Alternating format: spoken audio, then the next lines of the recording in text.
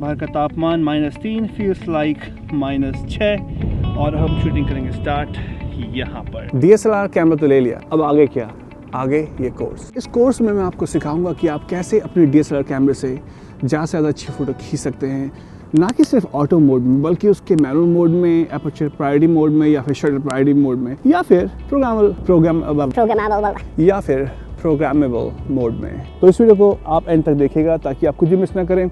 और ये एक सीरीज़ है, तो इस वीडियो के बाद और भी वीडियोस आएंगे जहाँ पे हम पूरा का पूरा चीज़ को एक्सप्लेन करेंगे। तो देख किस बात की, चलिए देखते हैं वीडियो और सीखते हैं कुछ DSLR कैमरा के बारे में। तो जैसे कि आप जानते हैं, हम कोई भी कैमरा यूज़ करते हैं एक फ़ोटो या वीडियो शूट करने के लिए, और ये सारा का सारा काम होता है कैमरे के सेंसर में, क्योंकि कैमरा का सेंसर करता है लाइट कैप्चर और उसके बाद प्रोड्यूस करता है हमारे लिए वीडियो या फिर फोटो। पर कितनी लाइट जाएगी कैमरे में, ये हम 3 चीज़ों से डिटरमाइन कर सकते हैं। पहला है शटर स्पीड, दूसरा है एपर्चर और तीसरा है ISO। और हम उन तीनों के बारे में बात करेंगे, लेकिन उससे पहले मैं आपको DSLR कैमरे का एक क्विक वॉक थ्रू दे देता हूँ। जब आपके पास DSLR कैमरा आता है तो उसमें लेंस अटैच नहीं होता, यहाँ पे एक प्रोटेक्टिव कैप लगी होती है। और सबसे पहले आप DSLR कैमरे को ऑन नहीं करेंगे, उसमें आप जैसे बैटरी डालेंगे तो मेनली बैटरी कंपार्टमेंट्स कैमरे के नीचे होते हैं, और आप ऐसे करके बैटरी स्लाइड करके उसमें इंस्टॉल कर सकते हैं। और अभी कैमरे को ऑन नहीं करना है तो सबसे पहले हम लेंस इंस्टॉल करेंगे। लेंस इंस्टॉल करने के लिए डिफरेंट कैमरास में डिफरेंट पॉइंट्स होते हैं, लेकिन तरीका लगभग एक ही होता है। तो ज़्यादातर आपको हर एक कैमरे में एक वाइट सा स्पॉट मिलेगा यहाँ पे, और उस स्पॉट से आपको लेंस का स्पॉट पैच करना है।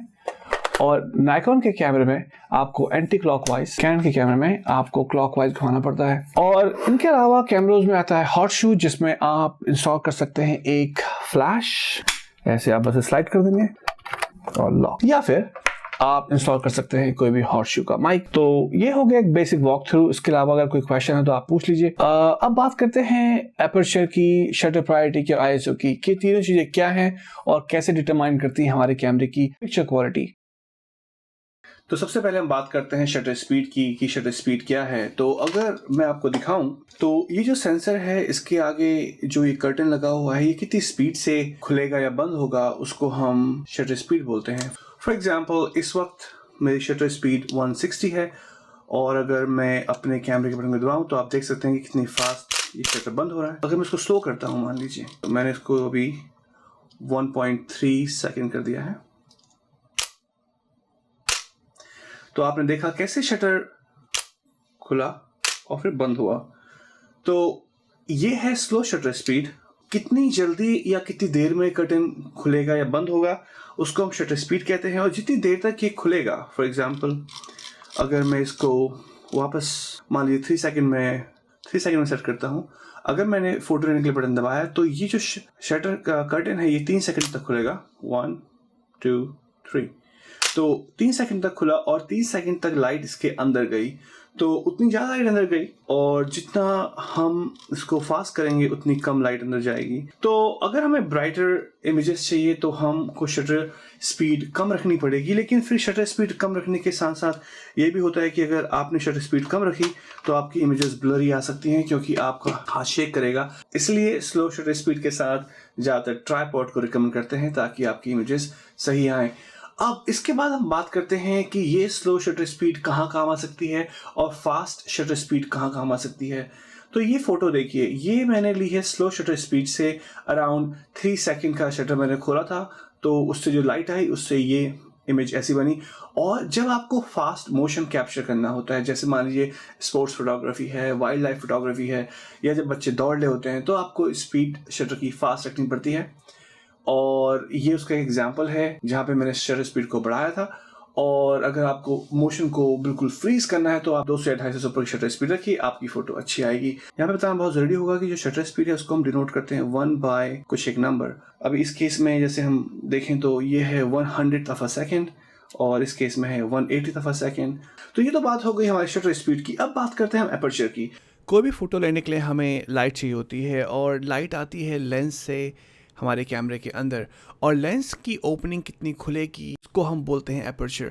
मतलब कि अगर हमारा लेंस की ओपनिंग ज़्यादा खुलेगी तो उसका मतलब हमारा लेंस का एपर्चर बड़ा है, और अगर लेंस की ओपनिंग कम खुलेगी तो उसका मतलब एपर्चर छोटा है।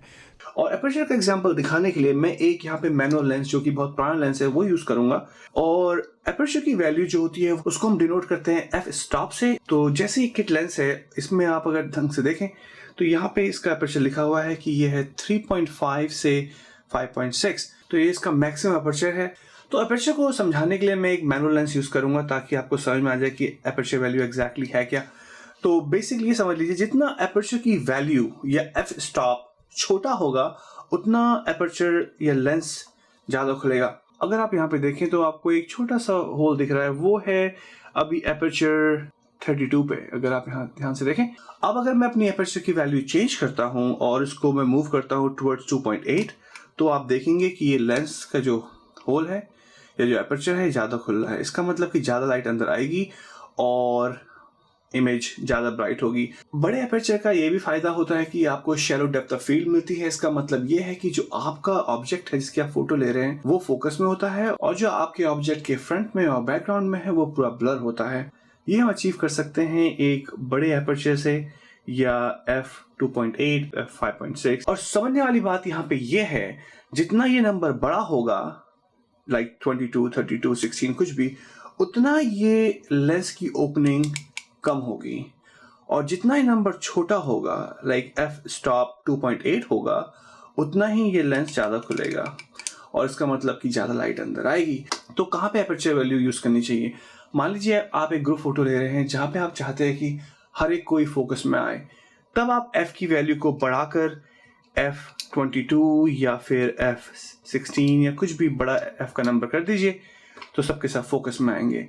अब आप अपने बच्चे की दोस्त की फ़ोटो ले रहे हैं जहाँ पे आप चाहते हैं कि सिर्फ आपका दोस्त फोकस में आए, और जो भी उनके फ्रंट में या बैकग्राउंड में है वो सबका सब ब्लर हो जाए, तो आप f की वैल्यू या f के स्टॉप को 2.8 या फिर जो भी आपका छोटा नंबर है 3.5, 5.6 वहाँ ले आएँ, तो आपको एक बहुत ही सिनेमैटिक लुक और बोका इफेक्ट उसे बोलते हैं, BOKEH, वैसी पिक्चर मिलेगी।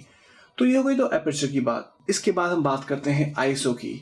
ISO है हमारे कैमरे की लाइट सेंसिटिविटी, कि हमारा कैमरा कम लाइट में कितना सेंसिटिव है लाइट को लेके, मतलब उसे अंधेरे में ज़्यादा दिखेगा या कम दिखेगा।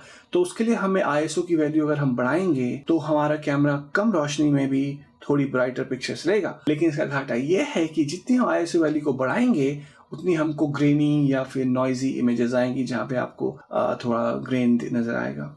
नॉर्मल इमेजेस के लिए ISO के लिए 100 या 200 में सही रहती है, लेकिन आप अगर अंधेरे में फ़ोटो खींच रहे हैं तो आप अपने कैमरे के हिसाब से 3200 या 6400 भी जा सकते हैं।